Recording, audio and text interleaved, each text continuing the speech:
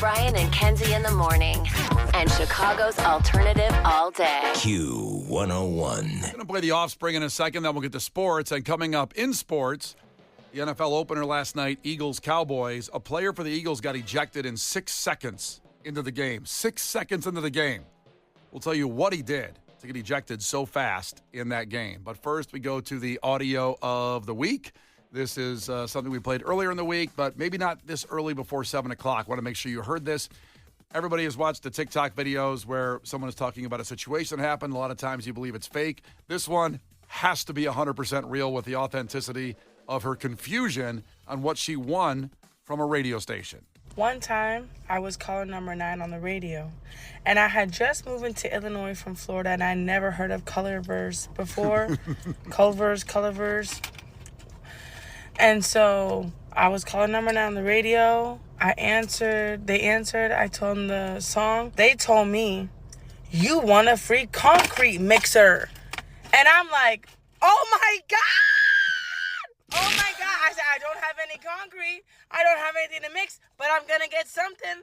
I told my landlord, like, oh, I want a free concrete mixer off of the radio. He's like, he's my landlord. He's like, well, what are you going to do with it? And I'm like, nothing. I don't know, but I have a free concrete mixer.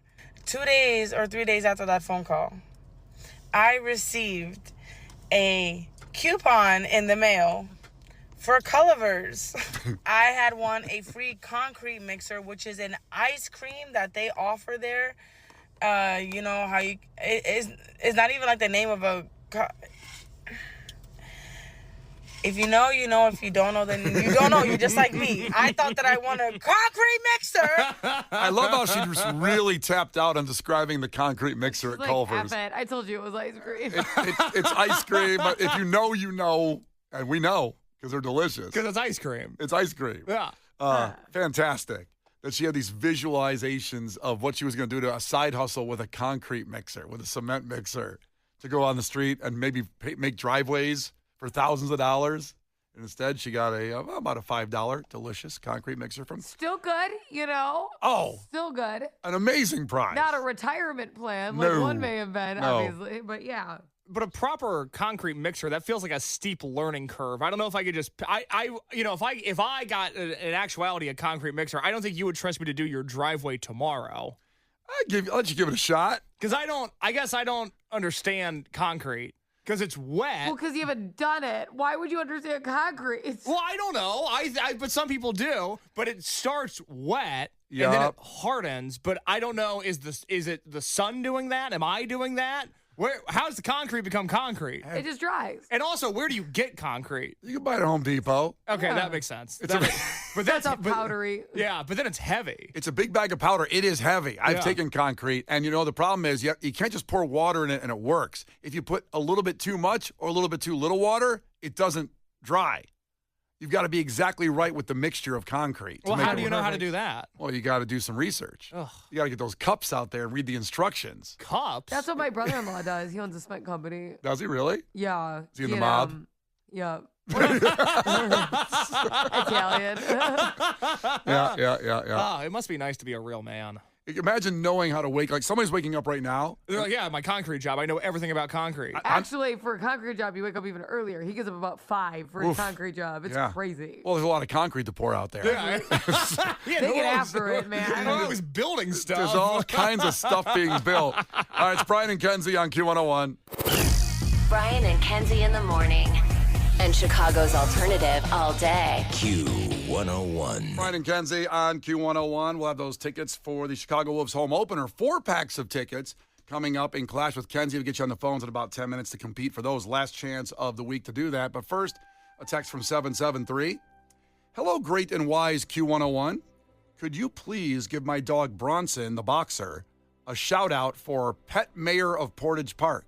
You can go to Portage Park Farmers Market Facebook to vote. Bronson is in the first bracket. Much love, y'all rock, Matt.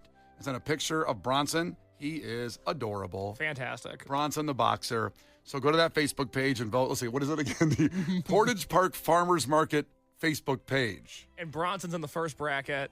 And as far as I know, Bronson doesn't have any old tweets that we need to be concerned about. So I trust him to be pet mayor of Portage Park. What I'm wondering is this going to be a windfall? Is it a 64 bracket mayor run for the dogs of Portage Park? The same way we do Piece of Garbage Madness. Yeah. There's 64 dogs. Are we going to get flooded now with vote for my dog? Pookie the Pirate. I don't know. There's worse things on the text line than the dog mayoral race of Portage Park. That would be okay if people wanted to start sitting in their dogs. In charge of? Is it finances? Because that's how it seems, still be better tan Dalton as a whole. But you see how fast we turned on Bronson? I heard Bronson was sitting in the National Guard. Yeah, he was leading the first Humvee down the Kennedy. He's on a tank right now. I heard he was just firing off grenades just for fun. I can't believe we have to cancel Bronson the boxer. That's horrible. It took a bad turn. We're sorry, Bronson. You're sorry you texted in now, man, aren't you? Well, listen, you have your choice to do what you want. Go to the Portage Park Farmers Market Facebook page and vote for Bronson the Boxer. What side do you lean? That's right. The Q101 Morning Crew. Sports. He just texted in. There's 4 rounds. It's not, but that's still a lot. With a bracket of 32. Oh, my God. Damn, that's a lot of dogs. I got to get on this Portage Park Farmers Market Facebook page. You can check that out unless you want me to hear you talk about your White Sox, who... Well, no, let's talk about they've won 5 in a row. Let's please talk about the White Sox. How about this? 5 in a row. The 5th straight comeback win, which has not happened since 1986. That's pretty special. The victory followed a 90-minute rain delay and came after trailing 7-4 in the 7th. But then 5 times, he scored 5 times, including Colson Montgomery hitting a 454-foot home run. 3-2. Montgomery gets all of this one. Back it goes. Get out. That one went a long way into the upper deck. So funny to hear the announcer get so fired up with no one caring in the stands because it's at the Twins, and there's historically no one going to that ballpark. People like to, as a Cubs fan, like to rip on the White Sox now and then. There's not as many people there, but the Twins, boy, there's nobody there. And it was even worse because it was after a 90-minute rain delay. God. So start with nobody and then make it worse. Yeah, if there was one guy saying, I'm diehard Twins, I never leave. And then it's like, oh, crap, 90, I'm out of here. I never get that. Just if it's a 90-minute rain delay, go home. But you'll see another game. Now, historically, I was at the Phillies-White Sox game in the suite, a 3.5-hour rain delay. I couldn't believe you stayed. When you're in a suite and they keep reloading hot dogs and mac and cheese and pizza and the ice cream cart comes around. Mac and cheese and pizza, that's nice. Carb heavy. It was not a caveman diet there in the suite. No, why have a salad? Oh, get out of here with that salad. And so historically, that's the longest rain delay I've ever stayed through. It's because the Phillies needed that game, and then the Phillies lost to the White Sox. It was beautiful. The White Sox, pretty good team. Yeah, pretty good. 5 in a row. 5 comeback. 1986 was the last time they did that. 5 in a row with comeback style. They have the Tigers tonight. Cubs have the Nationals on the north side today. NFL season opened last night. Now, Kenzie, I just asked her before sports. She was not watching, so did not know what happened. First off, what a weird game. There was an hour rain delay in a football game, which is very rare. Lightning came through in the third quarter, and that's when I actually tapped out. It was 9:30, and my wife from Philadelphia, let's go. Let's freaking get this, Super Bowl champs. And then 9:30, they announce the rain delay, and they say lightning. And it's going to be at least a half hour. And then they show lightning on the screen. I go, that's not moving through quick. I'm going to It turned out it was over an hour, and then they finished the game with the same score at the time where the Eagles beat the Cowboys 24-20. But Kenzie, at the beginning of the game, one of their best players, defensive tackle Jalen Carter, was ejected 6 seconds into the game. And I'll play the audio, and then I'll let you know a little bit more what happened, but I'll play the audio first. This is what happened literally 6 seconds into the game. Sportsmanlike conduct, defense number 98 has disqualified him from the game. Whoa. 15-yard penalty. Whoa. Automatic.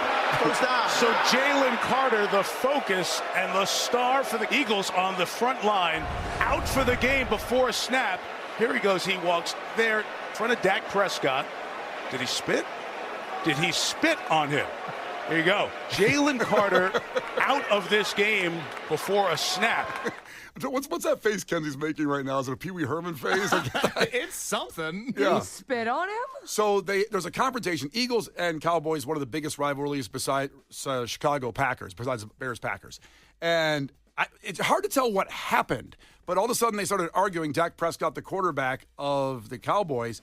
Now, Allegedly, they were arguing, and spit went from Dak Prescott's mouth onto Jalen Carter. And then Jalen Carter said, "Hold my beer," and then fully spit on Dak Prescott. You could see it on screen. You couldn't see the Dak Prescott spit, but you could see the Jalen Carter spit. That was more like he hit the word, like the letter P too hard while he was talking spit, and then he like hawked a loogie. He didn't have a chance to say, "Sorry about that. I spit in your face when I said P." He goes, "It's Prescott with a P. Prescott." Oh yeah, dog. Yeah, what you saying now? Hop, boom, and spit on him and got ejected, and he might get suspended for more than one game. They're talking that'd be a little ridiculous if it goes that far. Then again, it was really gross. I didn't like it. Yeah, it was really gross. But yeah, that's what happened. But the Eagles went on to win that game without their star defensive player. And we'll see what happens next. I thought they didn't need him, huh? Maybe they're overpaying him. Well, clearly, though, going back and forth, the game was closer than it should have been early because the Eagles are much better than the Cowboys. But the Eagles prevailed. So there you go. Chicago Bears, of course, not playing till Monday. Soldier Field has some new food, partnering with Mr. Beef on some food. So here's some of the stuff that's getting rolled out at Soldier Field. Connie's Pizza, I think we've seen that there before, and Mr. Beef. Focusing heavy on some kids' options. There's some pigs in a blanket made with Vienna beef hot dogs. Fun. That is more than fun. I'm getting the kids' meal. Love that. So that's a pancake wrapped around the hot dog. Oh, pigs in a blanket. I didn't know what yeah. No, I'm. Well, no, in fairness, sometimes pigs in a blanket, you can do the croissant roll, too. Yeah, see? Like, I do that. I do mummy dogs around Halloween where I wrap them like a little loosely so they're like mummies. Boom. But you know what I'm saying? You can do pigs in a blanket with a little croissant. With Vienna beef hot dogs. Also, Molly's Mac and Cheese. I'm not familiar. Is that a local mac and cheese place, Molly's Mac and Cheese, or is it a national company? I'm not sure. I don't know either. Plus, Bears-shaped cookies for the kids. Fun. Very fun. Why do you keep throwing kids at the end of all these things? I know. Really, this is all our food. This is like when Johnny Drama and Turtle go out at the high-class wedding on Entourage, and they go to the kids' cart. Sorry for an Entourage reference. Had to fit one in this week. Italian beef and sausage pizza from Connie's at the United Club on the Midway. Ooh. That sounds delicious. And you get the Italian beef sandwiches around multiple locations. Case is going to love this. Barstool Sports for the Pardon My Cheesesteak sandwich that'll be available at several different locations. That's fun. Oh, yeah, that's awesome. Yeah. No, I love how they're integrated into every aspect of life now. Fat Tommy? I think that's a stretch. I don't think they're integrated into every aspect of life. I can't get rid of that. Is this Fat Tommy's sandwich? Is this Drunk Johnny sandwich? Is this the Groper sandwich? I don't know all like the you know Barstool. a lot about them. I don't know the Barstool characters. I couldn't name a bunch of people. Know. They're all drunk frat bros who are now on TV constantly. I don't know which one's which. Is this the Big Cat? I've heard of him. Yes, Big Cat's from Chicago. I like the Barstool guys. Case notoriously against frat bros and hillbillies. A quote from Case going forward. Some of them seem nice. You just listen to a lot of people for somebody who doesn't pay attention. Great. I love the whole universe. You know what? Awesome. If you met them, you'd become good friends with them. I don't think so. I think really you would. Don't like anything that they do. I think you'd like them though if you got hung out with them. I'm good. The Barstool guys. Did you like the caller guys? Daddy, or did that piss you off too? It's just not. It's not for me. I've never heard the show. Well, notoriously, you're interested in a lot of things women are, so that's why. Which is why I don't like Barstool. Yeah, so. The Brian and Kenzie Show. On Q 101. The Brian and Kenzie Show. On Q 101. Case's movie review of Almost Famous coming up in just about 10 minutes with Brian and Kenzie on Q101. But some breaking news across Chicagoland. We'll talk about this in depth after we hear the story from WGN. It lays out what happened, what was found in the Chicago River when they were looking for something else. It stunned me, and I've not gotten over it. I'm still in a stunned mode. So here's the story.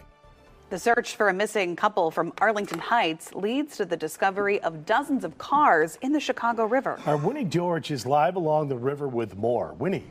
Good afternoon. Well, chaos divers started their search for the missing couple late August. The goal is to find the wife and husband and their vehicle. But since August 27th, they found 97 cars in the Chicago River. They've been keeping a tally to hand it over to. I got to stop it there. Did you hear they found 97 cars in the Chicago River, While looking, and I want to make it clear because you didn't say that, this is a 50-year-old cold case of this couple they're looking for from Arlington Heights, a married couple, Edward and Boy, do they have a Stephania couple other Andrews. cold cases they should follow up on now, huh? I mean, do you think they were we're going to find this car, we'll get done with it, we can go to Potbelly's and get lunch, it'll be great. They were going to be like, guys, it's going to be so simple. There's going to be one car in the Chicago River. That'll be the person we're looking for. It's not that deep. This should have been found a long time ago. We'll find it. We'll get a nice lunch. I'm buying, guys. I'm Good day buying. at the office, you know what I'm saying? Yeah. Then they find one car, another car, and before they know it, they're here for a month or two. They started in August, they said, for over a month of digging up cars. In only a month, they found 97 cars in the Chicago River. And you know there's more. They didn't find 100% of the cars. No way. So I hadn't even thought about that. You're so right. Exactly. Is the whole bottom of the river cars? You know, the whole stretch of it? That took me a second to realize what you were saying, but yeah, I think it is. Like if you had a tank, could you walk on top of hoods of cars for miles under the Chicago River? I don't see why not. Let's continue the story. I just had to get some reference point there of how stunning that was. In the Chicago River, they've been keeping a tally to hand it over to police. That's good. They passed it off and went, hey guys, all right, I got this Potbelly's reservation at noon. We've got to get over there for lunch. Good luck with all this. Do you think they're like, why are you digging up all these cars? What are you doing? It's a Friday. Yeah. Let sleeping cars lie. Yeah. It's none of our business. You guys are going to want to check this out. I know it's the end of your shift, but, you might want to go to the computer for a minute. It's that 4:30 p.m. Friday email. Oh, it's the worst. Oh, God. Good Lord. Now, the divers are searching for Edward and Stephania Andrews. The two were driving a yellow 1969 Oldsmobile when they went missing on May 15, 1970. According to a Chicago Tribune article, the couple left a cocktail party at a downtown Chicago hotel. It is believed that the husband was sick during the party. There were multiple searches over the... That's weird. So they were at a cocktail party at the Sheraton Hotel downtown. They're heading back to Arlington Heights. They never made it. But I wonder why they added that in there. It was noted that he was sick. Yeah, because it's like, why'd you leave the party? Being sick could affect, was he drunk or not drunk? Because would you drink if you had like an upset stomach? Like, come on. He could have sneezed like a real himself cop. into the river. Yeah, think like a real cop. You're right. Yeah, but he could have, I think it's relevant to the story. So he sneezed and then jerked the steering wheel, went into the river. That's one of my big fears. Or imagine throwing up. You can't do anything else when you're throwing up. You can't be like, let me steer right. Like, you're focused. That's true. That's a tough thing to multitask with. Yes. I guess it's noted. This could be at Kenzie's Crimes, possibly. No kidding. The thing is, we know the answer. They still haven't found the car, but they found 97 other cars. So there's no suspenseful That's kind of ending. a bummer, like, for the people who are looking for their resolution. Like, oh, it's good that we found the other 97 other cars, not ours. Yeah, that poor family is looking for... stinks. They probably were parents or something. Those kids are now... It's 50 years ago this happened. So 55 years ago, actually. So those people are like, maybe we'll finally get a resolution. Now the Chicago police have 97 and other now they're cases going to to be solve. busy. It's Yeah. like, wait. Yeah. We still haven't found that yellow Oldsmobile. Still looking for that. I can't believe they didn't find that. I know. The party. There were multiple searches over the years, but none led to any major clues or leads, only the possibility that the couple could be in the Chicago River. Yeah, so these guys are called the Chaos Divers Team. They jumped in the river last week in search of that Oldsmobile. And yeah, so I think it's in a week. They possibly found 97 cars. That's the timeline, yes. Oh, my God. Good Lord. Is that where you're supposed to get rid of your car? Am I doing something wrong? Well, where do you normally get rid of your car? I trade it in. Yeah, you're using Carvana like an idiot. Yeah. Put it in the Chicago River. I'm going on Facebook Marketplace. Hey, got this road, going to buy it. Instead, I should be throwing it in the river and getting an insurance scam out of it. Is there some fine print I haven't seen at the DMV about getting rid of your car in the river? And I could be wrong, but I'm also just confused about, like, don't you think if you drove into a river in downtown Chicago, someone would see it? Yes. Yeah. Like, this happened 97 times and no one saw it? I'll give like 30 cars a pass on. Yeah. You weren't looking at... It was dark out. You blinked. I don't know. Like, Yeah. Was that a car? Oh. Loud. You're watching the Bears game. Was that a car? Oh, it was just probably a bird. It wasn't a car. Certainly a car couldn't have gone in the river. It just seems a little weird, right? 97 times no one saw nothing. Heard it, saw it. There's hotels. They're all up and down. Even if you were in for the night, you could have seen it. I mean, everybody's taken, I think, in the city, those architecture boat cruises. The city is littered every side of it with high rises with windows facing the river. That's It's hard to miss. But then also, and I really don't mean for this to sound insensitive, but why are they just now looking? Like, there's got to be 96 other missing cars that they should have been diving for at some point. Uh-huh. Why now? It takes a long time. I mean, I did that missing person in Elton where they just dug up her car. That was also, I want to say the 70s as well. I think they looked at some point and they didn't find it right away. I will say there's a lot different technology now where they're using like sonars That's to be what able this to dive find. group. This dive group specializes in that. So before they were just jumping in lakes and seeing if they could see cars. They are like pinpointing where to look. Is there a car down here, or what about? Yeah, what's going on? What's going on? See if there's some cars. So they weren't doing that. There is technology. The diving sounds old school, but the technology is actually very advanced in how they're finding these cars. Well, anonymous texter says, my brother's friend put his car in neutral, pushed it into the Cal-Sag Canal for the insurance money. Oh, what kind was it? They may have found it. Well, that's not even the Chicago River, so dare that chaos team go in there and start looking for cars. Real quick, mind-blowing text from Aubrey, if you want to use your brain this morning. 1 car per month for the last 55 years would be 660 cars down there. How have we not found these? How is there water left? It should just all be cars in the Chicago River. Do you think they're covered with like green dye? Oh, Do you yeah. think these cars are just full of green dye? It's going to be hard to be like, all the cars are green for some reason. Yeah, well, listen, I hope they find it. And I hope they find this couple in the situation for this family that's been looking for these many years. But Chicago police, good luck. The dive team deserves potbellies today and take a break and pass those cases on. The Brian and Kenzie Show. On Q101. Brian and Kenzie on Q101. Steve from Chicago Heights is taking credit for the movie today. He says, I was the one that recommended Almost Famous, the case about 5 months ago. Glad he's finally getting around to it. A little bit of attitude from on the text line, Steve from Chicago Heights. You lazy piece of crap. But you're getting around to it. We were waiting for the 25th anniversary. I had so many people request this. We were timing it for a very specific reason. It is time indeed for Case's movie review. Let's get into it. For Christ's sake, tomorrow's the 4th of July, and we will be open for business. What country you from? What ain't no country I ever heard of? They speak English in what? Utah. Give me 2. Do you enjoy pain? Pain don't hurt. Wax on, right hand. Wax off, left hand. Now fry like bacon, you little freshman piggies! Fry! Fry! Playing football in West Canaan may have been the opportunity of your lifetime, but I don't want your life. All right, Steve in Chicago Heights, you got your movie, Almost Famous, premiered September 8th, the year 2000, so celebrating the 25th anniversary. Can't believe it, at the Toronto International Film Festivals where it debuted.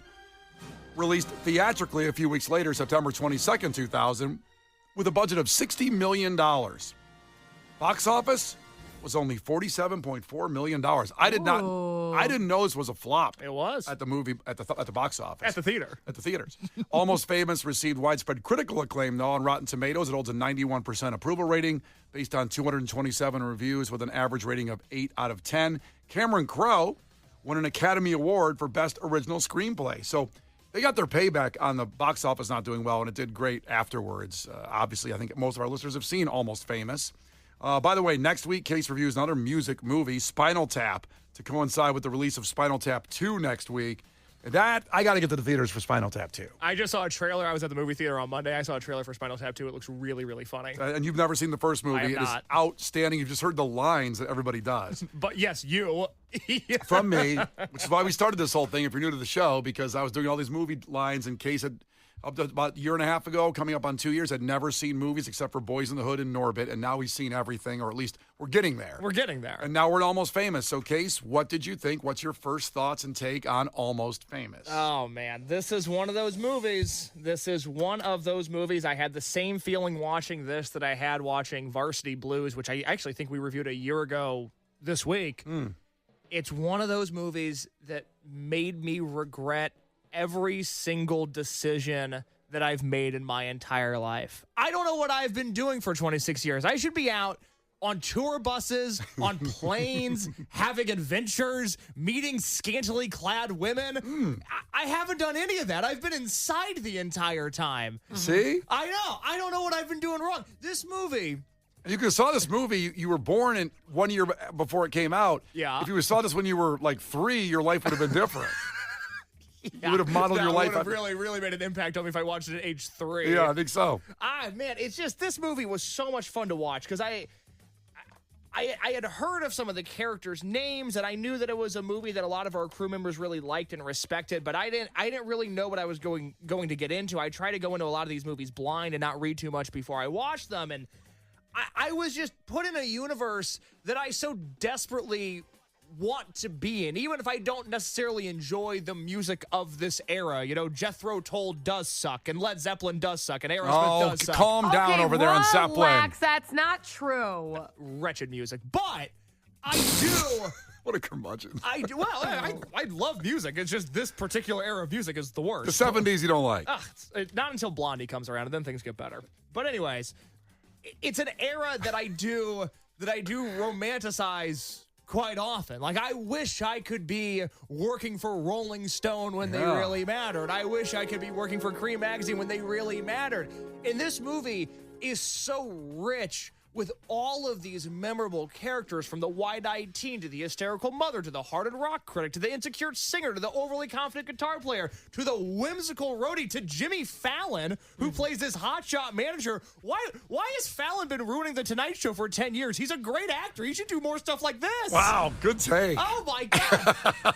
It's not only something where it's like, oh, every character is super memorable and they all have these great lines, but then you go down the list of the cast, and it's Philip Seymour Hoffman, who I fell in love with watching Twister last year, and then it's Jason Lee, who I love from My Name is Earl and his professional skateboarding career, and then you have all these fun anecdotes in there. You know, you've got Fallon, you've got Zooey Deschanel, you've got Mark Maron, who I'm a huge fan of, you've got Eric Stonestreet, who was Cam in Modern Family, Rainn Wilson, who was Dwight in The Office. He's in this movie for a little bit. It's so much fun to watch 25 years later, because so much of the cast, even the minor characters in this movie, they've all gone on to do great things. Yeah, Cameron Crowe has a knack, and he wrote Fast Times at Ridgemont High, he did Jerry Maguire, for finding people, and some of these people already had somewhat of a career, but everybody after his movies becomes monstrous in the movie industry, and he's had a knack to do that with every film he's done. I got to get in one of these movies. I'm telling you. And Kate Hudson as Penny Lane, she basically was that in real life, too, because she married the singer of the Black Crowes. I mean, she basically, really? Yeah, she kind of was a groupie in real life. And here she is, pretty good actress, and also a groupie. I guess let's talk about Penny Lane real quick. I got a lot that I want to get into, a few clips we want to play. But Penny Lane, from an objective, I'm reviewing this movie standpoint, great character, super memorable lines. I love when they're on the bus and they're all singing Tiny Dancer, and then the kid goes to her and he's like, I gotta go home, and she goes, you are home, and then puts her head on his shoulder. Ooh. Highlight of the movie. Fantastic stuff there. Deep moment. Yeah, love it. She's great in it. Me, personally, speaking as myself, Penny Lane, get a job. What are you doing? It's just so annoying the way she's talking about, oh, back in the real world, they would say this, and nobody knows her real name. Stop that. Get a job. Say your real name and act like an adult, even though she was like 17 in the movie, which is a whole other thing. She's so annoying. Times were different, man.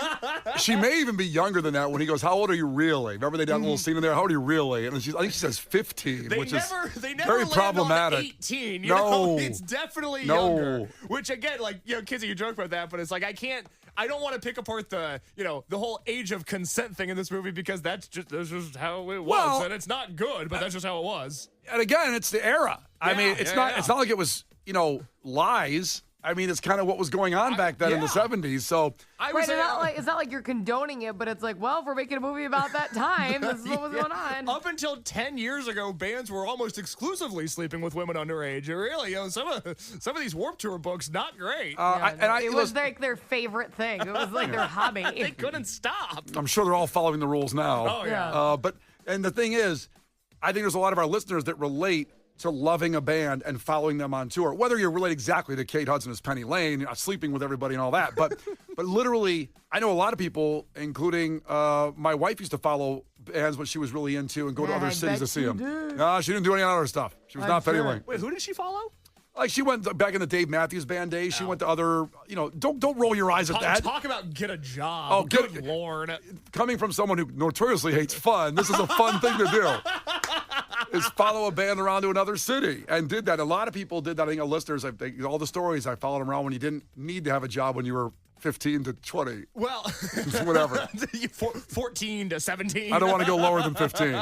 I do think you hit on something there. The beauty of this movie is that everybody cares really deeply about everything that's going on. And I personally get annoyed because I feel like everything that we're doing right now is very irony-coded, and people are afraid to take music really seriously. And I think we put up with, especially in the world of adjacent to us, but top 40 stuff, like, we just now accept bad music and it becomes really popular, i.e. Benson Boone. It really bugs me. But everybody in this movie really cares about everything that's going on, and I think that's a really beautiful thing. And Jason Lee sums it up when he gets interviewed for the first time in this movie. They're just about to go on stage opening for Black Sabbath, and he talks about the buzz. And it's so beautifully said. It's why this world that we live in is so great.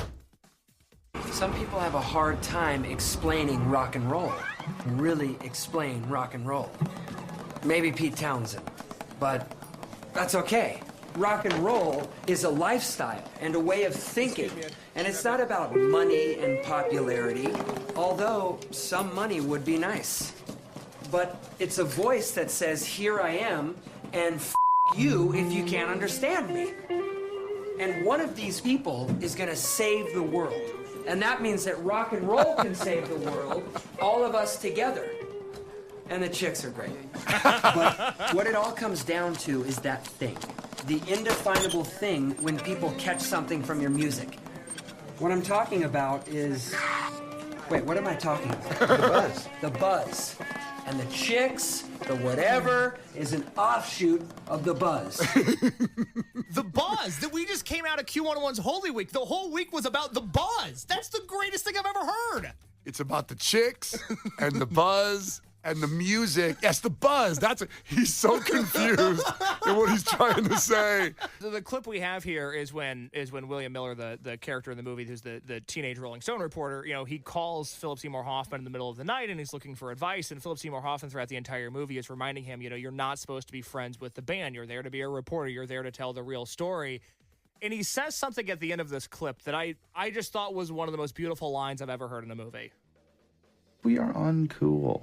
While women will always be a problem for guys like us, most of the great art in the world is about that very problem. Good-looking people, they got no spine. Their art never lasts. And they get the girls. But we're smarter.